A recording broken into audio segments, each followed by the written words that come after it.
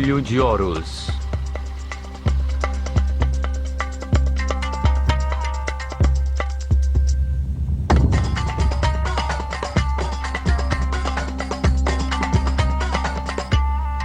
Décima parte. Philae, o princípio feminino.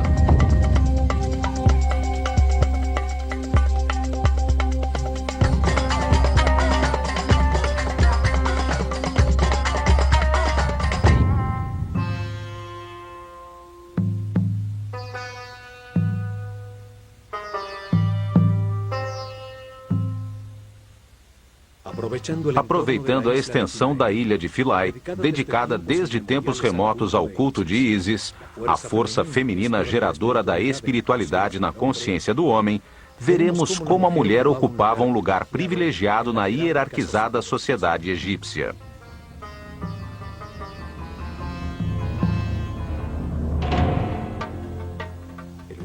O universo egípcio estava fundamentado na dualidade, no masculino e no feminino, iguais entre si, responsáveis por gerar a ordem em meio ao caos, responsáveis por tornar o mundo cada vez mais perfeito, para depois conservá-lo eternamente.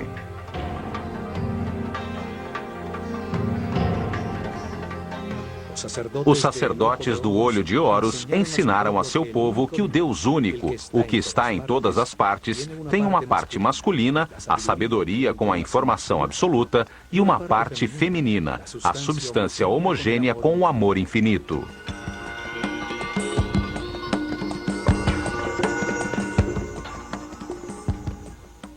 No topo do seu ordenado mundo divino, Atum, como era chamado esse Deus único, sabedoria absoluta mesmo antes da manifestação do universo, já tinha uma parte feminina, chamada Num. Era a substância virginal, a matéria não diferenciada e homogênea, as águas ancestrais, o amor infinito. Atum e Num, a dupla original, que se encontrava em repouso, ativa sua vontade divina, terminando o equilíbrio existente. Ao fazê-lo, transformam-se em Ptah e Sekhmet, o mesmo Deus único, porém com outras características distintas, pois sua própria vontade o pôs em movimento. Ptah, a parte masculina do Deus único, emite informação criadora, e Sekhmet, a parte feminina, a gera em sua substância de amor, manifestando-se o Fiat Lux, a energia e a substância radiante em movimento. Ptah e Sekhmet são o fogo multiplicador de tudo que foi criado. Eles geram outras duplas de divindades criadoras, as forças fundamentais, que foram chamadas Néters, extensão da causa primeira em um universo divino. A ação deste fogo radiante sobre si mesmo, sobre a substância amniótica original, gera Tefnut, a evaporação úmida, e Shu, o ar em movimento.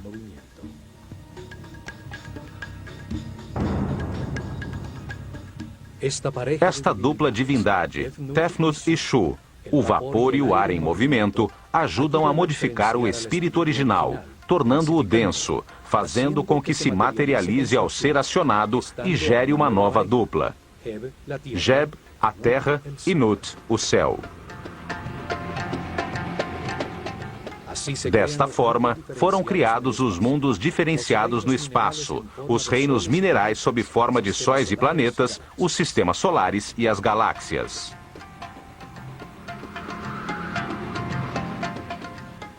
Neste mundo divino, nascem outras duas duplas, Osíris e Ísis, Set e Néftis.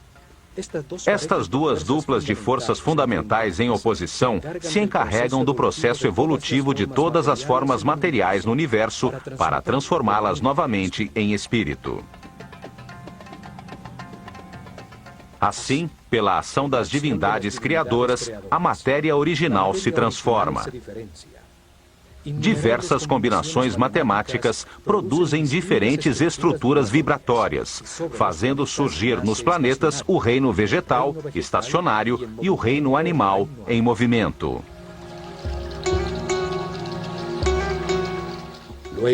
Depois, em outro ato de criação, o Deus único gera seu filho, a consciência do homem.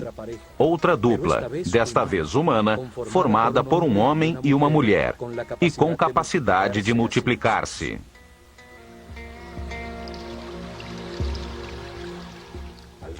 Ao fazer isto, Ta e Sekhmet, a dupla que cria o universo, transforma-se em Amon e Mut, os princípios masculino e feminino do Deus único quando cria o homem.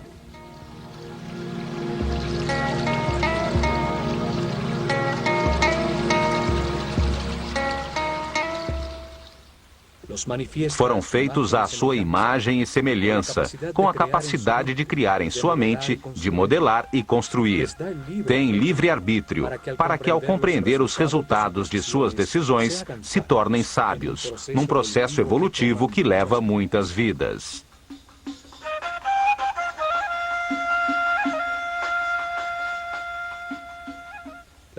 A estrutura egípcia do universo divino e humano estava fundamentada na dualidade. Por tudo isso, a mulher, com sua amorosa presença, tinha um papel muito importante na sociedade.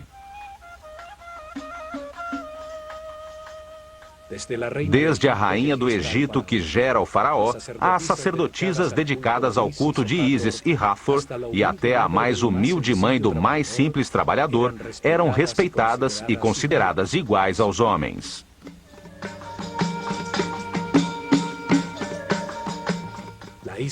A ilha de Philae era dedicada a Ísis, a figura que, como mãe de Horus, simbolizava a maternidade.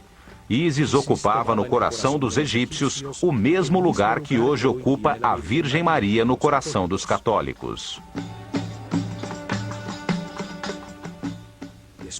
Após milhares de anos, ainda restam centenas de suas esculturas. Em muitas delas, Ísis aparece dando proteção e amor materno a um Horus recém-nascido, em uma pose que qualquer católico identificaria com a mãe de Jesus.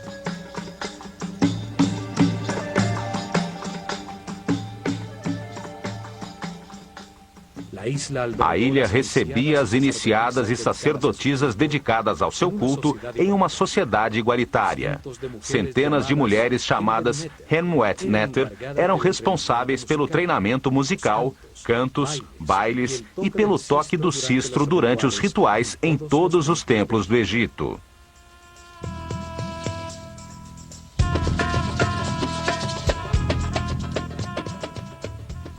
Ísis é a personificação da maternidade dedicada, da fidelidade e da delicadeza feminina. Ísis fornece a substância, as emoções superiores, o êxtase, a intuição que, com o acúmulo de amor e verdade, tornam possível a geração de Horus, a consciência imortal e permanente.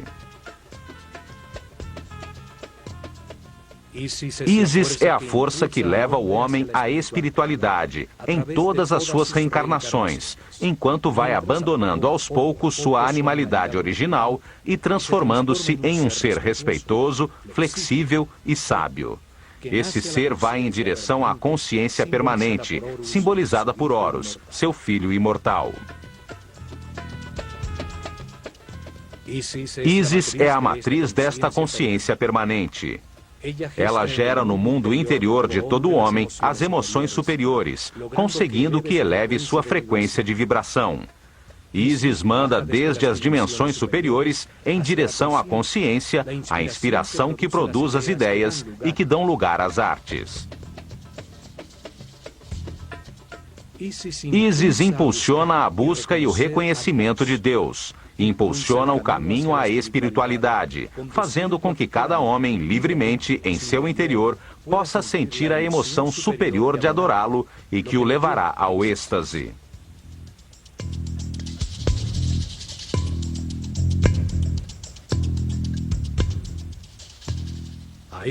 A esta força maternal do universo foi dedicada a ilha de Philae, uma ilha granítica no centro do Nilo, situada imediatamente após a primeira catarata, ao norte da Núbia, na fronteira entre o reino egípcio e o reino cuxita. Philae quer dizer ilha ou montículo sobre as águas que emergiu no tempo de Ra. Este nome sugere o uso sagrado deste lugar desde a mais remota antiguidade.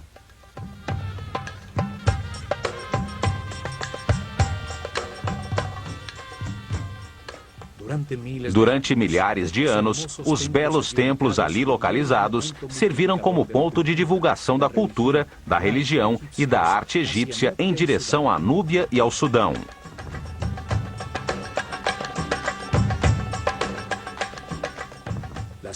As ruínas mais antigas se encontram no canto sudeste. Ali existia um pequeno templo núbio, orientado para a estrela Canopus e dedicado a uma divindade chamada Mandulis. O templo foi destruído em alguma das antigas guerras entre egípcios e núbios. Ao lado de suas ruínas, os núbios construíram outro templo, dedicado a Arensnufis. Esse é o nome que deram a Osíris, o companheiro de Ísis. Os egípcios passaram a controlar a ilha e construíram um primeiro templo dedicado a Ísis. No ano 1250 a.C., Ramsés II deixou um marco em que afirma tê-lo reconstruído.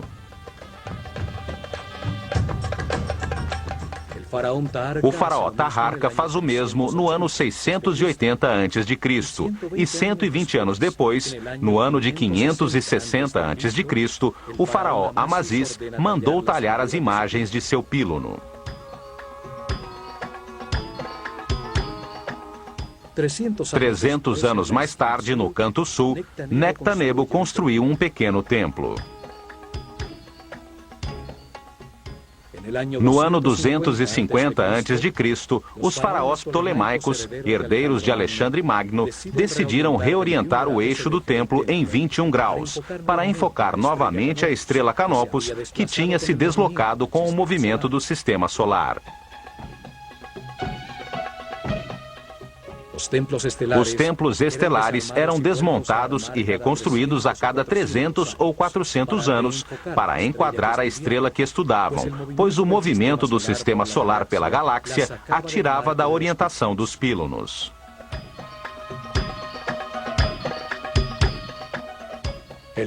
O templo deveria ser inteiramente desmontado para adequar-se ao novo eixo.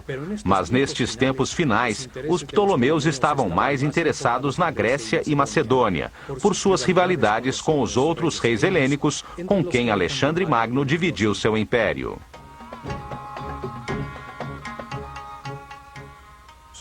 Sua localização em uma ilha tornava este trabalho ainda mais difícil. Por isso, decidiram construir um templo com um segundo pílono que enquadrasse adequadamente a abóbada celeste sem modificar o templo.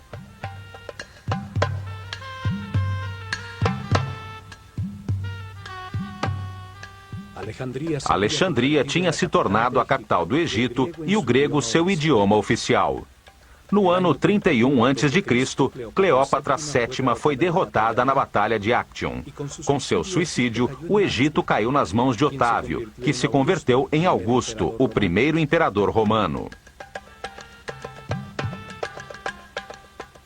Os imperadores romanos construíram outros templos em Philae.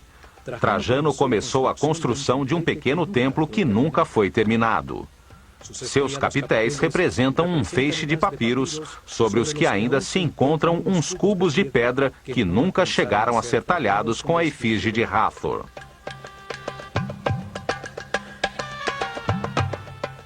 Philae foi um dos últimos lugares em todo o Egito onde permaneceram sacerdotes dedicados ao culto antigo.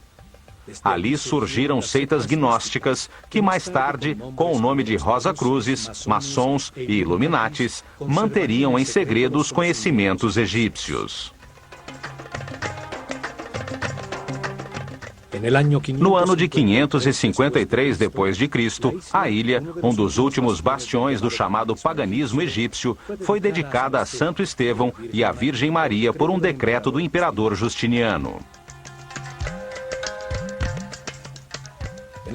No século XX, a ilha de Philae foi submersa pela represa de Assuan. Com fundos da Unesco, o templo e as demais construções foram desmontados, peça a peça, e reconstruídos na ilha Algíquia, a quem se deu a forma da ilha original.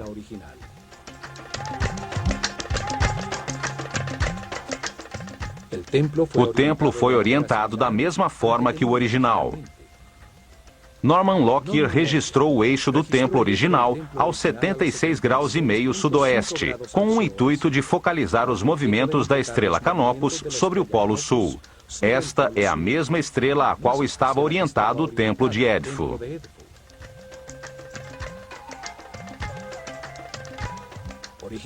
Originalmente, as duas torres do píluno enquadravam Canopus, a estrela polar do sul, aos 15 graus sobre o horizonte, durante milhares de noites. Uma nova confirmação de que todos os templos egípcios estavam orientados para uma estrela ou para o sol.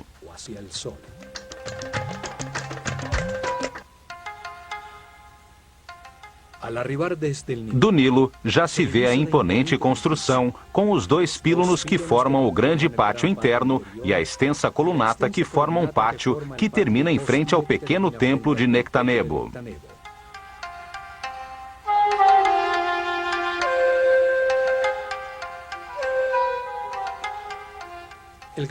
O grande pátio externo tem uma forma de trapézio pela disposição de uma colunata dupla, formada por 32 colunas construídas em um ângulo que se abre em direção ao templo, produzindo uma ilusão de maior profundidade. As colunas e um extenso muro que tem a distâncias regulares, uma série de janelas que se abrem para o Nilo, formam um imenso corredor. Todas as colunas são diferentes, como um conjunto de papiros. Seus capitéis floreados, de cores vivas, tinham diferentes formas.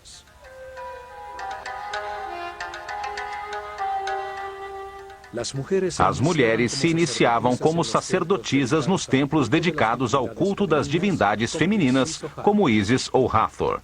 Neles, educavam as responsáveis pela música e pela dança, que acompanhavam os rituais de todos os templos do Egito.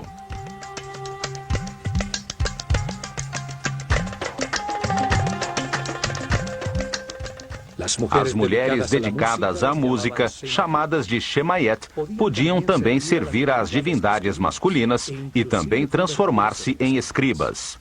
Mas era a mulher a encarregada de tocar o sistro, cujo som acalmava as divindades e permitia que a mente do homem descansasse.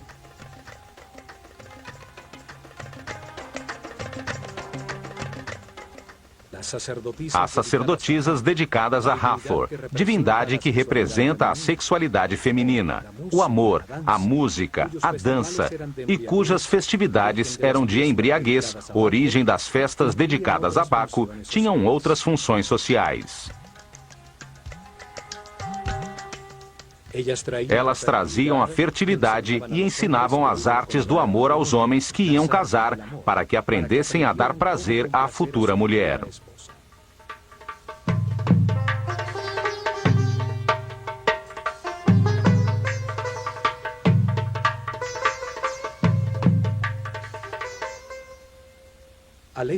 A leste, sobre a colunata do grande pátio, encontra-se um pequeno templo dedicado a Imhotep, o sumo sacerdote que construiu a pirâmide escalonada de Saqqara e deixou os planos e desenhos dos templos de Dendera e Edfu.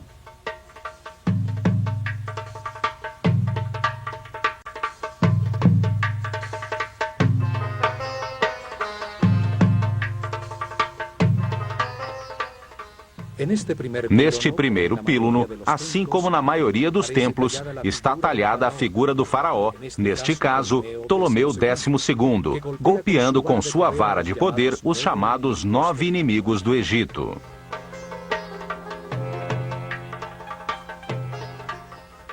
Era uma espécie de superstição gráfica simbólica que mantinha afastadas as forças do caos e proclamava a vontade do faraó, mediador entre o homem e a divindade, de manter a ordem no Egito e em todo o cosmo.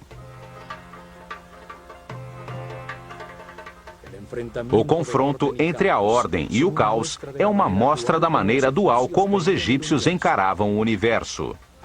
Assim também o país tem duas regiões, o Grande Vale do Nilo, chamado de Alto Egito, e o delta em que se abre quando chega ao Mediterrâneo, chamado de Baixo Egito.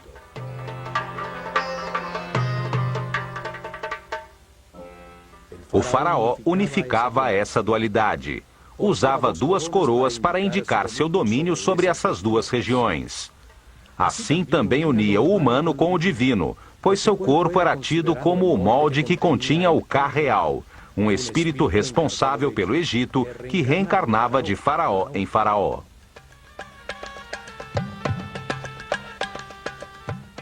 Por isso, o faraó, o mais importante de todos os egípcios vivos, representava o nível de consciência alcançado pelo povo durante seu reinado.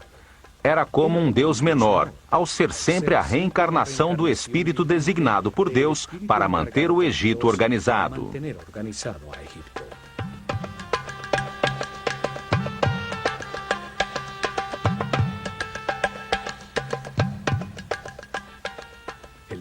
O novo píluno também tem dois mastros, onde ficavam as bandeiras. Suas duas torres deveriam ser simétricas, unidas em um pórtico. No entanto, aqui em Philae, a torre esquerda tem uma porta que leva diretamente à Capela dos Nascimentos.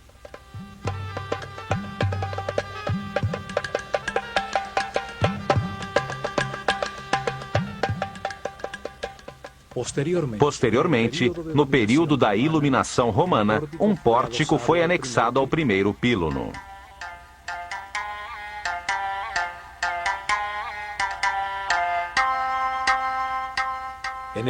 Nesta capela, celebrava-se o nascimento das divindades e de seus filhos, como Horus, e a maternidade de Ísis, nas datas em que sua representação no céu, Sírio, reaparecia, anunciando o novo ano, o solstício de verão e a enchente do Nilo.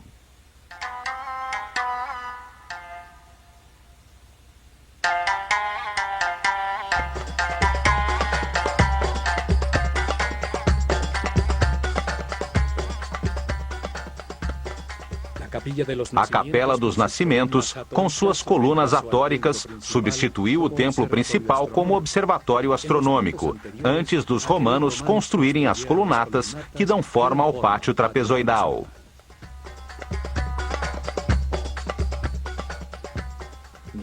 Nenhuma sociedade deu às mulheres o valor dado pelos egípcios.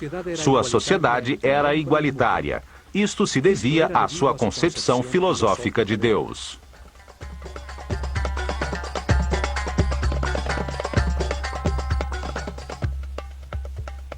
Em ações legais.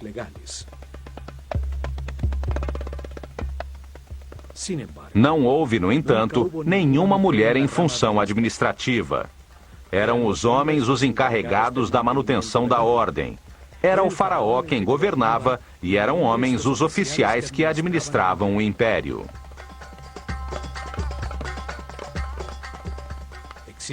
Existe uma lenda que afirma que o direito ao trono era transmitido através da linha feminina, que era a princesa real, a herdeira legal do trono. O homem por ela escolhido como marido se convertia no faraó reinante.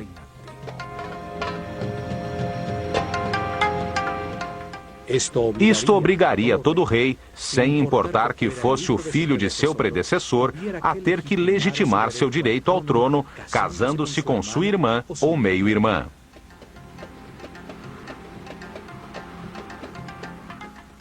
No entanto, não existe uma linha direta de herdeiras que confirme esta lenda. Sabe-se que os faraós eram polígamos e que as esposas principais de Tutmoses III, Amenhotep II e Amenhotep III, não eram de família real. Na realidade, os faraós do Egito que se casaram com irmãs ou meio-irmãs o fizeram com o intuito de imitar as divindades que, como Ísis e Osíris, ou Sete e Néftis, eram irmãos e ao mesmo tempo cônjuges.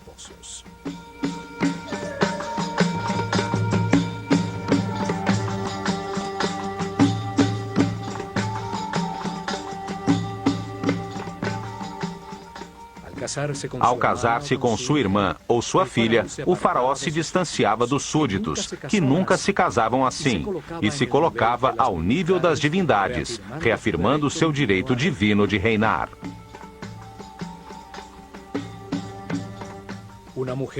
Uma mulher faraó não era uma alternativa normal no Egito. A faraó Hatshepsut chegou ao trono como regente de seu enteado Tutmoses III, filho de seu marido e meio-irmão Tutmoses II com outra mulher. Uma vez no poder, ela se vestiu como homem e assumiu o poder do faraó.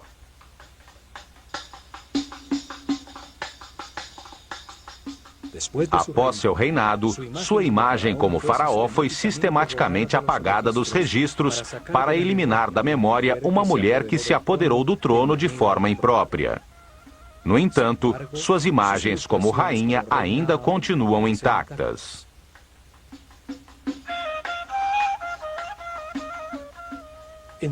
Em apenas 4 ocasiões, durante os 300 reinados, as mulheres se transformaram em faraós do Egito, por razões extraordinárias e como último recurso de suas famílias para tentar manter a ordem.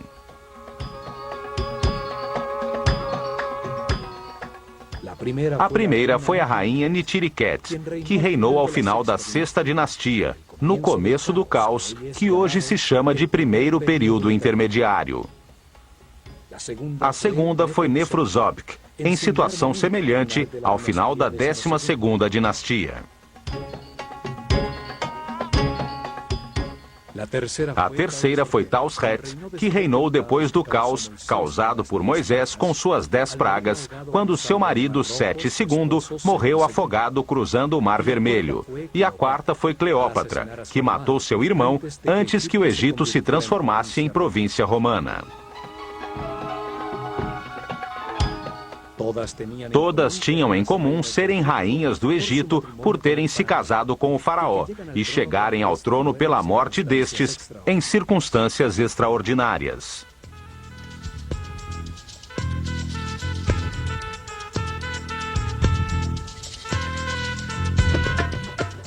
Os sacerdotes podiam se casar, mas só lhes era permitido uma mulher.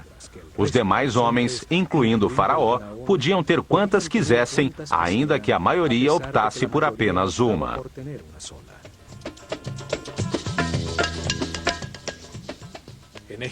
No Egito, existia a separação legal em caso de fracasso do casamento. O homem era obrigado a devolver todas as propriedades e riquezas que a família da mulher havia dado em dote, mais uma parte das suas para os filhos que tivessem tido. Para tanto, somente tinham que dizer, perante o sacerdote do templo e testemunhas das duas famílias, as seguintes palavras: Eu me separo de ti como mulher ou marido e me afasto de ti para sempre. Renuncio a meus direitos sobre ti. Que a vida te dê outro companheiro ou companheira no lugar a que queiras te dirigir.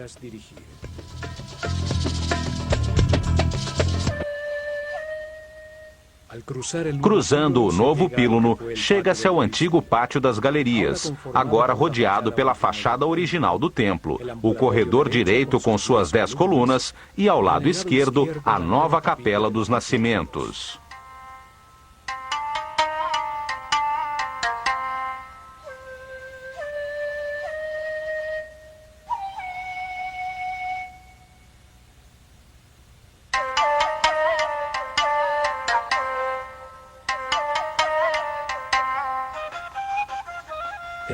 Neste pátio encontra-se o marco com o cartucho de Ptolomeu e Cleópatra, que serviu a Champollion para decifrar o decreto escrito em hieroglifos grego e demótico na famosa Pedra da Roseta.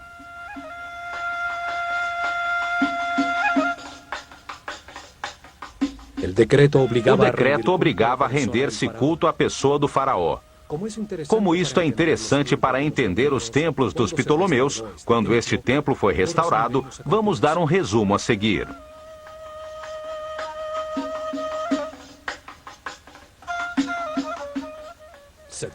Decreta-se que todos os templos do Egito devem destinar em seu interior, ao lado dos santuários dos deuses, um lugar que mantenha uma imagem em ouro do eterno rei Ptolomeu, o amado de Ptah, o deus Epifânio Eucaristos, diante do qual deve-se colocar a imagem da divindade principal do templo, entregando-lhe a arma da vitória. Tudo deve ser feito com o estilo egípcio, e os sacerdotes, com suas vestimentas sagradas, devem prestar adoração 3 vezes por dia, realizar todos os rituais em sua honra e, nas festividades egípcias, carregá-lo nas procissões, como fazem com os outros deuses.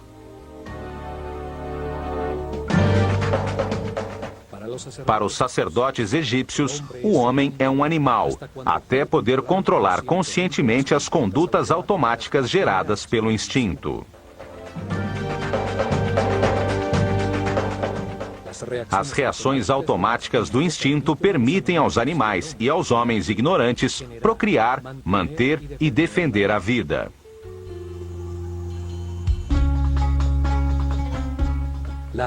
A atração pelo sexo oposto impulsiona a geração da vida. Os desejos são um mecanismo da natureza que indica uma carência a ser suprida para manter a vida. O medo impulsiona a fugir ou a agredir em defesa da vida.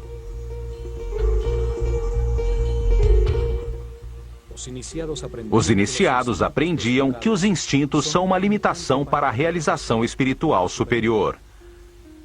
A escola de mistérios tinha templos especializados em gerar consciência e dar o treinamento necessário para a conscientização sobre tais condutas.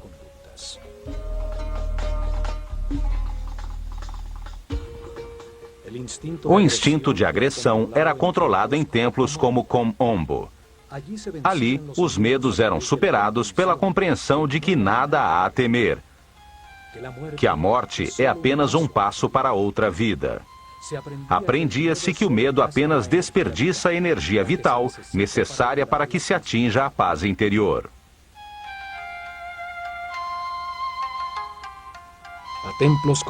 A templos como o de Philae, dedicados a divindades femininas, iam os iniciados nos primeiros níveis, para serem guiados pelas sacerdotisas do templo, de forma a tomar consciência dos desejos gerados por seu instinto de atração. O desejo permite ao homem reconhecer uma necessidade ou uma atração. Produzem uma reação de agrado ou de rejeição nos centros emocionais, que, por sua vez, conectam os sentimentos na mente. Mas tais sentimentos são polarizados. Podem ser de alegria ou tristeza. Podem produzir satisfação ou insatisfação. Por isso é tão importante compreender como são formados para podermos então controlar os de características negativas. Os sentimentos negativos geram apatia, esgotam a energia vital e escravizam o homem às baixas frequências de vibração. Os egípcios acreditavam que o caminho evolutivo começa com o controle dos centros inferiores, quando essas condutas automáticas se tornam conscientes. A forma egípcia para transcender as emoções, a lascívia e os desejos sexuais era reconhecê-los e experimentá-los. Uma pessoa inexperiente e ingênua se descontrola facilmente, é vulnerável a situações que desconhece e pode facilmente cair em depressão. Por isso, a primeira parte do treinamento dos sacerdotes, homens ou mulheres, os levava a reconhecer seus desejos.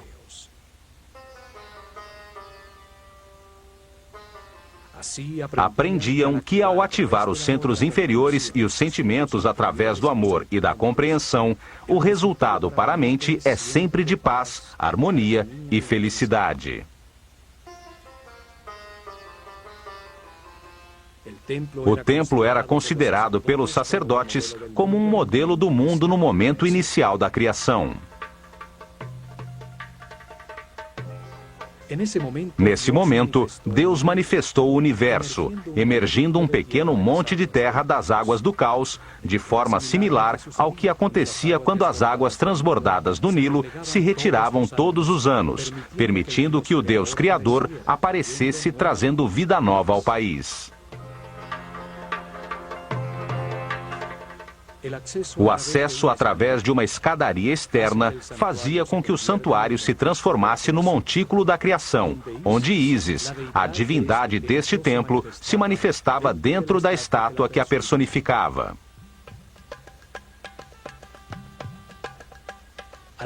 Ao subir ao seu interior, chega-se a um pequeno pátio cercado por colunas, localizado no centro do chamado Salão da Vida, um salão suspenso com elevadas colunas.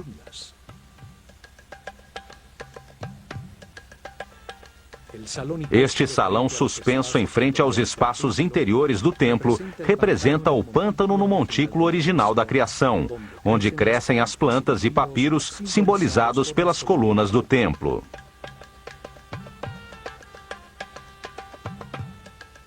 O espaço aberto central servia às vezes de capela, onde as figuras simbólicas eram expostas à luz solar para renovar a energia, num ritual antiquíssimo.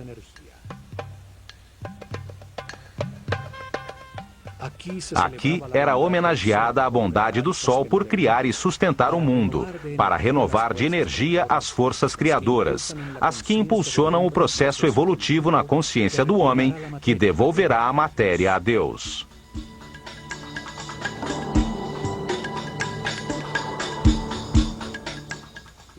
Os muros deste espaço foram talhados para mostrar como o universo era entendido.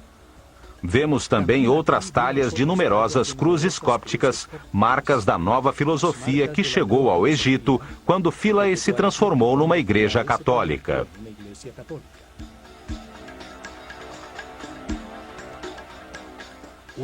Uma nova forma de ver o mundo, que não apenas tirou o sentido da visão tradicional egípcia, mas que também a considerou aberrante e primitiva.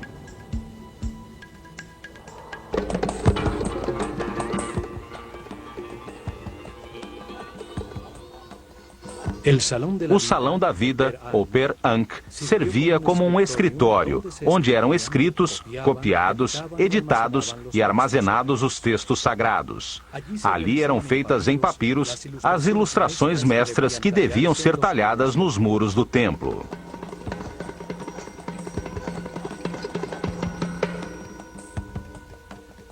Nos salões da vida de todos os templos egípcios também eram feitos os papiros com as cópias dos livros dos mortos, utilizadas em seus ritos funerários.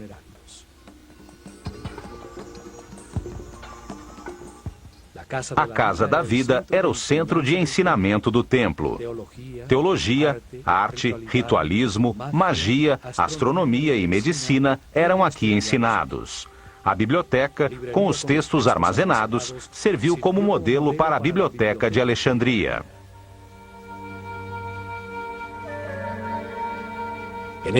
Neste salão, as sacerdotisas tocavam harpa.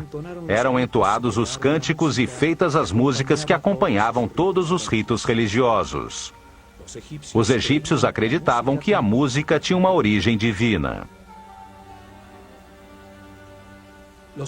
Os muros dos templos nos mostram que eles usavam muitos instrumentos de percussão, tambores, flautas e os sistros, que eram fundamentais nos ritos funerários e nas procissões.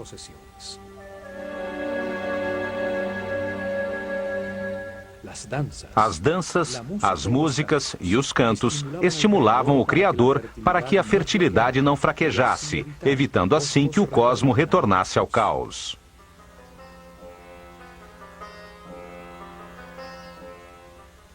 As sacerdotisas também cuidavam dos doentes que chegavam ao sanatório do templo em busca de ajuda e do conhecimento dos sacerdotes.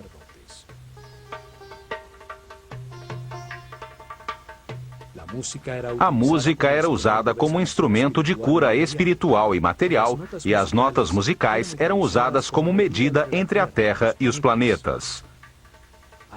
Ao dançar, adorava-se a Deus, à força do amor, à felicidade, ao baile e à música.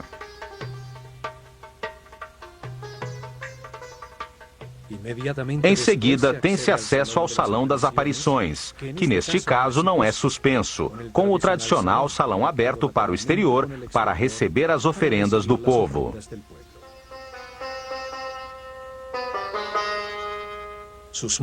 Seus muros contêm cenas que, como em todos os templos do Egito, não têm nenhum fundo. A interação do faraó com as divindades acontece fora do tempo e do espaço.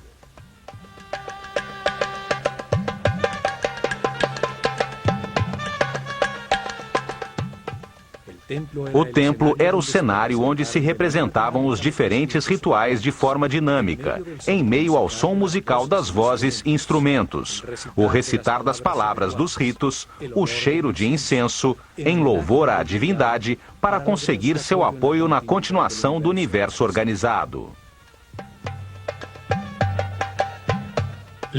Havia liturgias diárias e uma série de festividades cíclicas, onde as figuras simbólicas recriavam os mitos em cerimônias no espaço sagrado do templo e procissões em barcas sagradas pelo Nilo em direção a outros templos.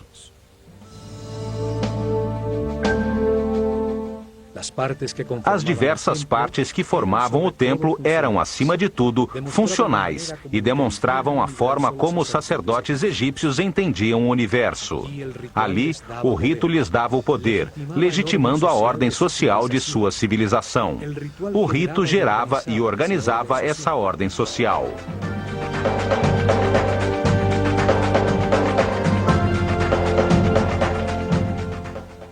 Depois, chega-se à Câmara das Oferendas. Do seu lado esquerdo ficava o Salão da Barca de Ouro, usada para levar a imagem sagrada nas procissões e festividades.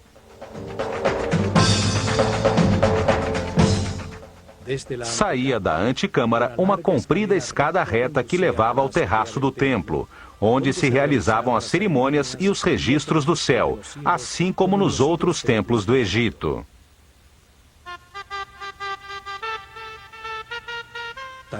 Talhados nas paredes desta antecâmara, vê-se o faraó Ptolomeu fazendo oferendas a Ísis. Tais paredes, douradas em outros tempos, pois eram forradas com lâminas de ouro, perderam quase toda a cor original.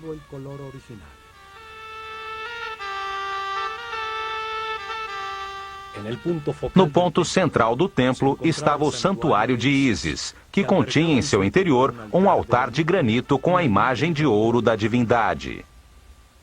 Era a estátua do culto, que era levada na barca de ouro durante as procissões e rituais.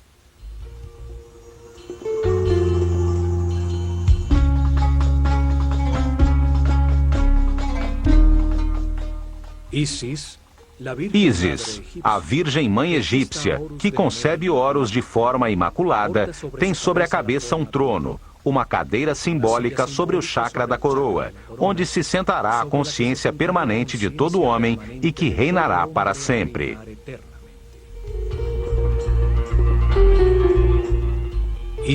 Ísis é a tradução grega do nome egípcio Aset, que significa trono da consciência.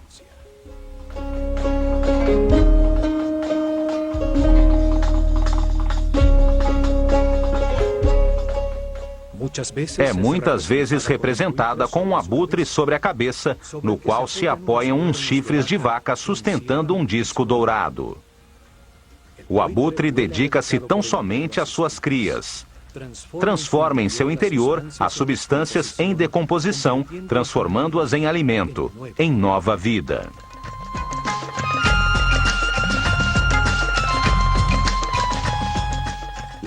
A vaca, que transforma a vegetação em alimento para o homem, era para os egípcios o símbolo do princípio nutritivo. Seus chifres têm a forma da lua crescente, mãe dos ciclos, que sustenta o disco solar, fonte da vida e luz da consciência.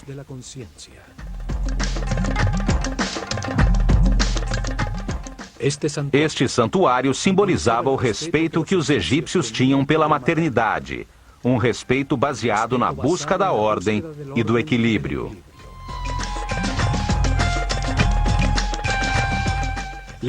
Legitimava sua visão do mundo. Este era o coração do espaço dos rituais, a casa da divindade onde o faraó ou os mais altos sacerdotes interagiam com a divindade, representando todos os homens.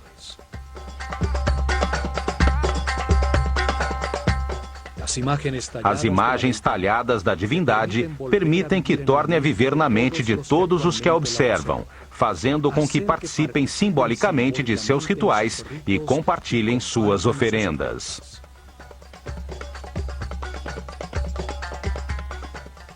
Esta é a herança que os antigos egípcios deixaram à consciência de toda a humanidade. A visão de um universo dual, um lugar onde se experimenta os contrastes polares para que se entenda a neutralidade.